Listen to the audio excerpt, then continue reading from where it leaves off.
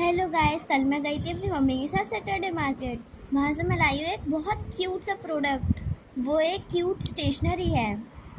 ये देखो, ये है कैंडी शेप में क्यूट से हाइलाइटर। मन कर रहा है देख के इन्हें खा जाऊँ, बट ये खाने के लिए नहीं है। ये इतने ज़्यादा क्यूट और अट्रैक्टिव है। इनकी कॉस्ट है 100 रुपीज़। इसमें मुझे टोटल 6 शेड्स मिले हैं: orange, yellow, blue, purple, pink, green. बात करें इनकी क्वालिटी की तो वो बहुत अच्छी है। इनकी 2 साइड्स हैं, एक तरफ हमें मिलेगा स्केच और एक तरफ हमें मिलेगा हाइलाइटर, वो भी सेम कलर में। बाकी तो आप इनका रिजल्ट देख ही सकते हो।